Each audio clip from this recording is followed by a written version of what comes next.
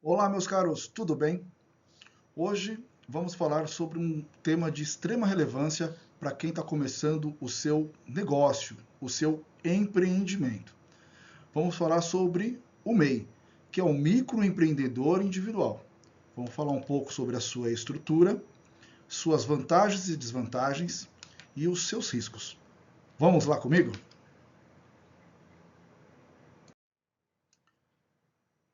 O MEI é uma categoria de formalização de pequenos negócios criada em 2008, com a Lei Complementar 128, para facilitar a regularização de trabalhadores autônomos que eram informais, né, que se tornariam pequenos empresários. Essa modalidade permite que o empreendedor que atuam por conta própria se torne legalizados, com um custo reduzido de impostos e uma burocracia simplificada, garantindo ainda todos os seus direitos previdenciários.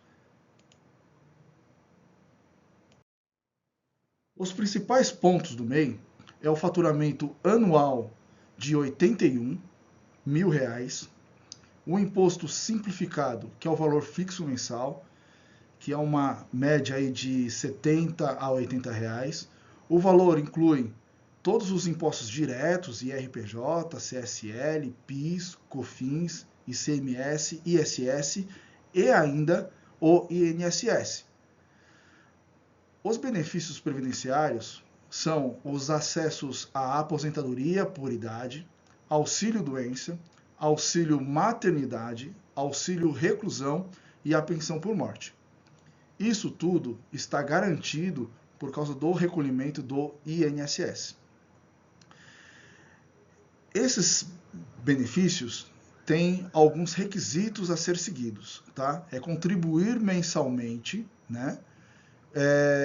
Cumprir as carências, né, exigidas por lei para cada benefício, alcançar a idade mínima de 65 anos para homens, 62 para mulheres, e para solicitar esse benefício é através do telefone 135 do INSS ou diretamente no portal Meu INSS.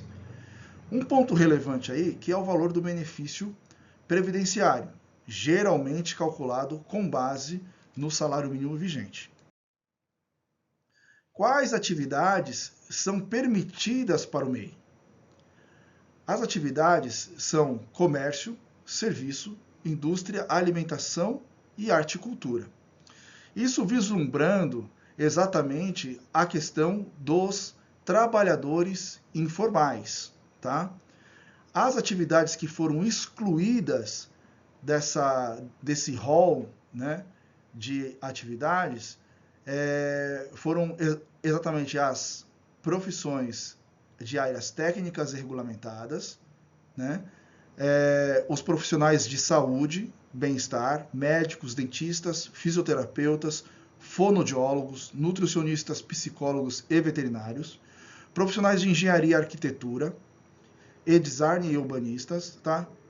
Consultores e especialistas como consultores financeiros, contadores, programadores, profissionais de tecnologia da informação, tradutores e intérpretes, tá?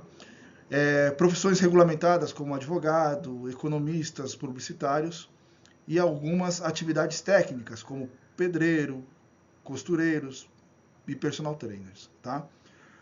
É importante o empresário saber que a classificação incorreta, somente para você se enquadrar como MEI, tá?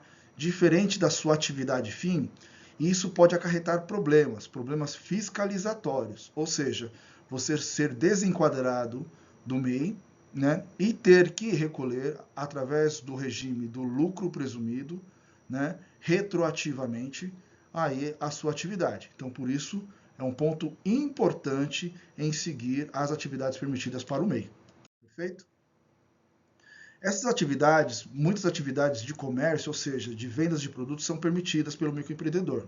Né? Por exemplo, vendas de roupa, comércio de produtos eletrônicos, loja de alimentos e bebida, comércio de material de construção, revenda de produtos de beleza, papelaria e material de escritório, venda de produtos para animais de estimação, pet shop.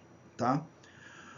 O MEI também abrange uma grande variedade de atividades de serviço, como artesão, cabeleireiros, manicures, pedicures, tá? Serviços para alimentação e eventos e festas, né? Serviços de costuras e reparo de roupas, beleza e estética, serviço de transporte de passageiro, exceto táxi, tá bom? Na indústria, algumas atividades relacionadas também para a produção estão incluídas no MEI, né? Que é a fabricação de alimentos e bebidas, com atenção, tá bom? Nesse tema, tá? Produção de artigos e artesanato, confecção de roupas e acessórios, marcenaria e carpintaria, tá? E produção de produtos de limpeza. Na alimentação, os empreendedores trabalham com a produção e venda de alimentos, também, porém, como em caso de lanchonetes, restaurantes de pequeno porte, doces e outros artigos de confeitaria, vendedores de marmitas, entre outros empreendimentos, tá? Na arte e cultura, profissionais que fazem toda a parte de serviços de caráter artísticos, né? Então, ou seja, músicos, escritores, pintores, profissionais de fotografia, audiovisual, entre outras categorias de artistas. Perfeito? Um ponto interessante aqui, que você consegue vislumbrar que a Lei 128 tentou exatamente pegar os profissionais de grande relevância, né? Ou seja, a sua maior parte que atua informalmente, né? Mas precisa ter muita parcimônia, muito cuidado aí na questão da classificação da sua empresa, tá? Muitas vezes o barato sai caro, tá bom? Então vamos falar um pouco sobre vantagens e desvantagens do MEI. Vamos começar com as vantagens, né? O porquê que o empreendedor que está começando agora vê a vantagem de ser MEI, né? Exatamente pela autonomia de escolher os seus horários de trabalho, a sua flexibilidade de ser empreendedor, né? A possibilidade aí do seu crescimento, acesso a benefícios previdenciários como aposentadoria, salário maternidade, né? E o regime tributário do Simples Nacional, com uma tributação limitada a 81 mil, né? O faturamento limitado a 81 mil, e também o baixo custo de imposto, que é aquela taxa fixa, né? Veja bem, isso é a vantagem do MEI, mas precisa também se analisar aí a desvantagem do MEI, né? Que é exatamente o limite de faturamento anual, né? Que é 81 mil, que em média sai R$ 6.500 por mês, né? Precisa atentar-se a isso, porque grande maioria das pessoas que se desenquadram do MEI é exatamente pela não observação ao faturamento, não controle financeiro, tá bom? A responsabilidade de cuidar da tributação, direitos trabalhistas por conta própria, ou seja, a gente vai falar isso um pouco à frente, no tema à frente, referente ao acompanhamento de um contador, né, o acompanhamento de um consultor ali para cuidar, né, porque o MEI ele pode fazer a contratação de uma pessoa, né, com salário permitido, que é o mínimo, tá? Só é uma pessoa podendo ganhar um salário mínimo, tá? Então, o que acontece? Muitas vezes, a contratação dessa pessoa acaba ultrapassando o salário mínimo por causa de uma hora extra, por causa de alguma coisa, pode acontecer aí o seu desenquadramento, tá bom? E a necessidade, quando acontece isso, de mudar para outro tipo empresarial, tá? Quando o empreendimento crescer ou quando ele for desenquadrado. Perfeito? O MEI, ele tem personalidade jurídica? Isso é o que mais me perguntam aqui no escritório, né? Porque as pessoas confundem muito o MEI com a SLU, né? Que é a Sociedade Limitada Uniprofissional, a antiga extinta Eireli, ou a Sociedade limitada, né? Que aí se faz aí com os dois sócios, né? As pessoas, elas me perguntam muito. Só que, vamos lá, vamos entender o porquê foi criado o MEI, né? O MEI ele foi exatamente criado para regularizar pessoas informais, né? Mas não tomaram o cuidado na questão de mistura de patrimônio, né? Então vamos lá entender o que é personalidade jurídica, tá? O conceito geral de personalidade jurídica é que é a aptidão genérica de adquirir direitos, né?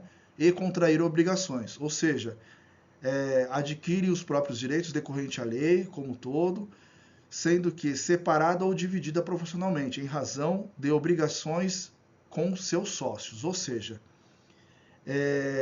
uma empresa que tem personalidade jurídica, ela tem direitos e tem obrigações, sendo que ela é limitada exatamente na proporcionalidade, ou seja, na proporcionalidade do seu capital com os seus sócios, tá?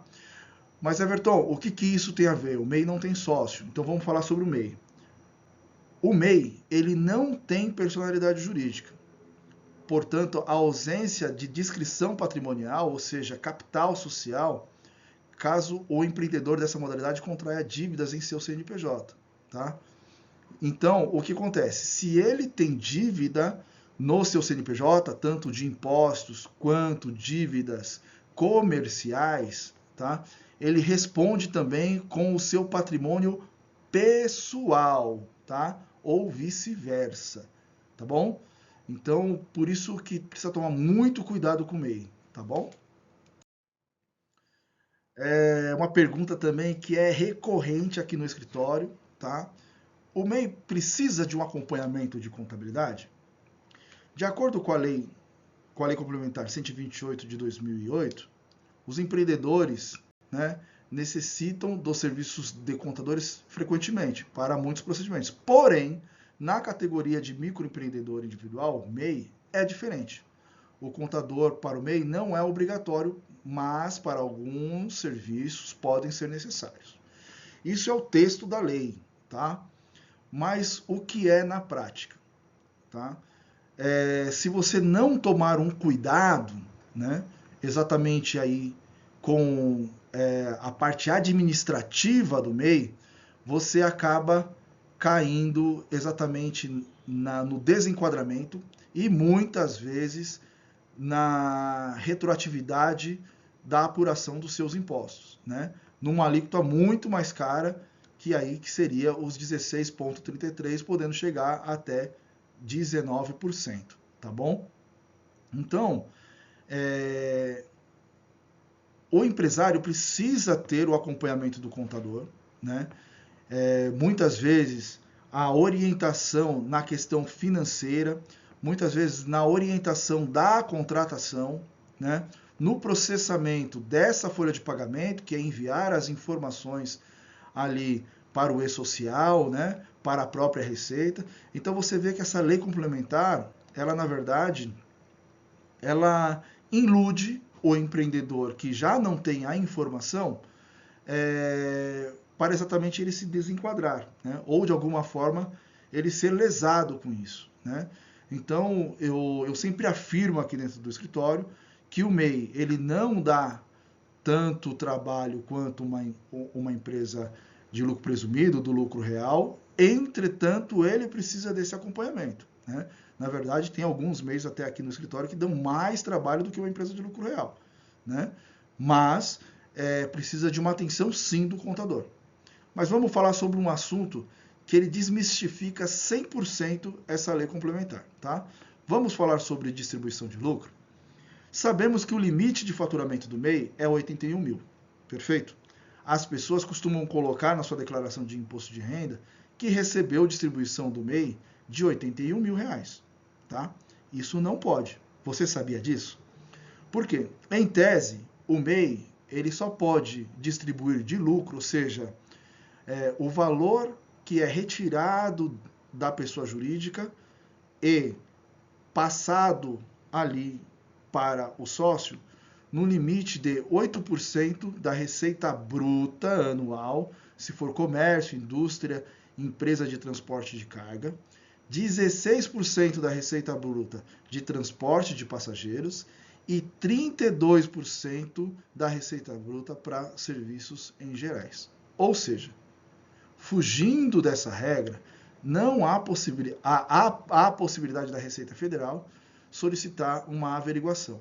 E ainda, tá, com base nos livros contábeis. Ou seja, se você não tem contador, como que você vai ter um livro contábil? Por que desse texto, tá? Esse texto ele fala o quê?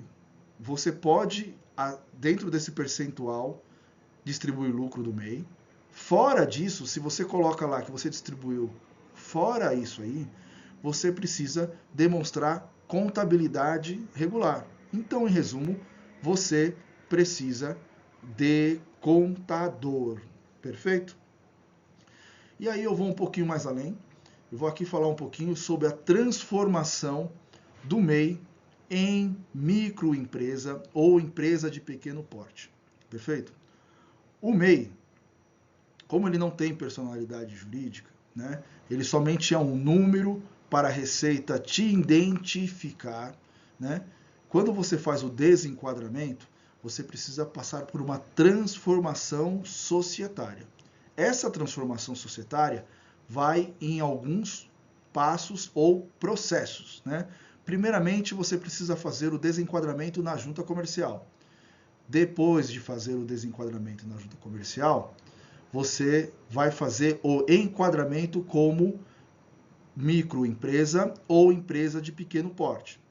Depois o registro na Receita e você terá aí o seu contrato social, sendo uma SLU ou sendo uma limitada. É um processo complexo, tá bom?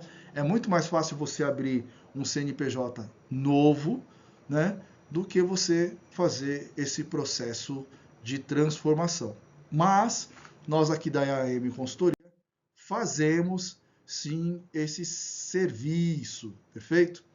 Então, gente, foi uma explanação muito breve, muito rápida, para que vocês tenham conhecimento aí do que é essa modalidade empresarial, né?